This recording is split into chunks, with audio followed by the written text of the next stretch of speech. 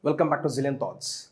Today, we are going to discuss another topic, thought-provoking topic on Women's Reservation Bill. Today, government has introduced the Women's Reservation Bill and we dwell into this topic that has been a subject of debate for years. The reservation of seats for women in the Indian Parliament as well as in state legislative assemblies. Join us as we explore the history, significance, challenges, and potential impact of this policy. Before we dive deep into the current scenario, let's take a quick journey into the past.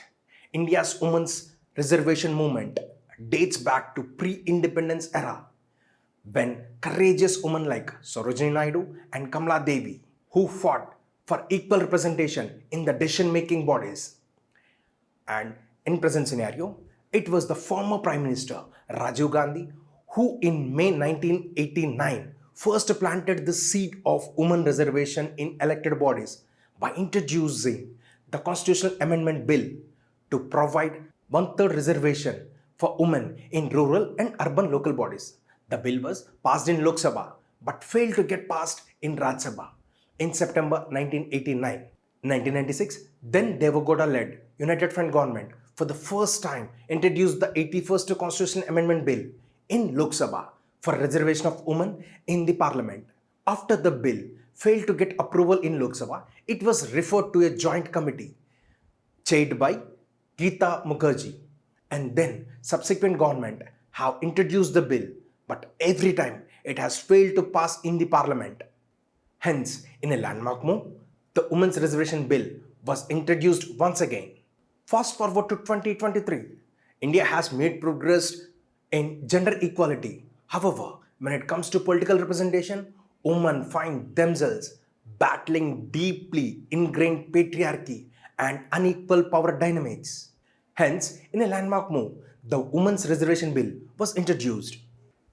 The bill proposes to reserve 33% of the seats in Indian Parliament for women, ensuring they have a fair chance at being elected as members of Parliament as well as state legislative assembly.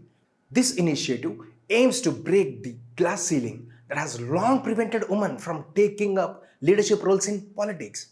What is the present scenario?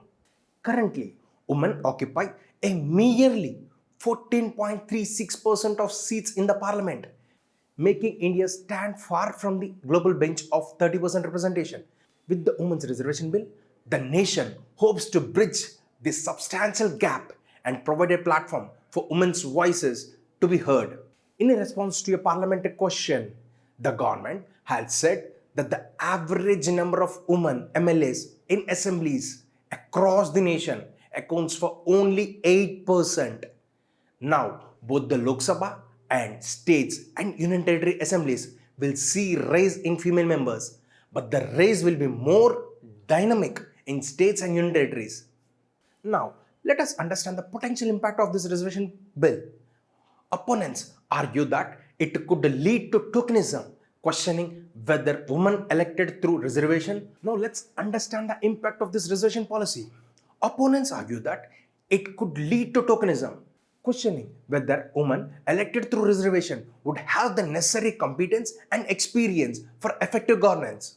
However, proponents argue that reservation provides an opportunity for qualified women who are often overlooked due to deeply entrenched biases to raise and contribute. Let us see India's experience with women reservation at grassroots level.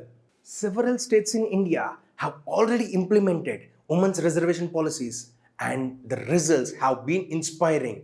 Many women once elected at local level have displayed exceptional leadership skills, political acumen and dedication to improving their communities.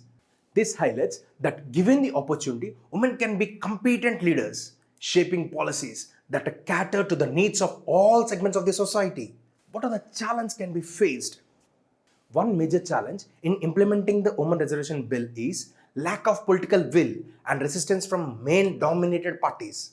However, drawing inspiration from countries like Rwanda, Bolivia and Sweden, which have successfully implemented similar policies, India can overcome these challenges. It is crucial to emphasize that this reservation policy does not seek to exclude or marginalize men, but aims to create a more balanced and inclusive political landscape. By offering equal opportunities for women, we strengthen the very foundation of our democracy. One way to allay fears surrounding the reservation is to simultaneously focus on education as well as empowerment. By investing in women's education, providing skill development programs, and breaking gender stereotypes, we can ensure that women have necessary skills and tools to contribute effectively to the governance. As we wrap up our exploration of Women Reservation Bill, it is important to remember that achieving gender equality is not only about empowering women, building a more equitable and progressive society. The women's reservation policy would be a significant milestone in India's journey towards a more inclusive and democratic nation. Let us see, will there be any difficulties in passing this bill? The constitution amendment bills have to be passed in each house of parliament by a majority of total membership of that house and by a majority of not less than two-thirds of the members of the house present and voting. Considering majority of political parties are supporting this bill, there should not be any hurdles in getting the bill passed. It is the same with the states and union territories of Delhi. Guys, it's time to raise our voice and support the Women's Reservation Bill, ensuring that our political systems reflect the diverse needs and perspectives of all citizens. Together, we can bring about a lasting change and forge a bright future for Indian women. As political empowerment of women is rightly pursued as a powerful and indispensable tool for eliminating gender inequality and discrimination. Thank you for joining us today. Don't forget to like, share, and subscribe to our channel for more inspiring content. Until next time, stay enlightened and empowered.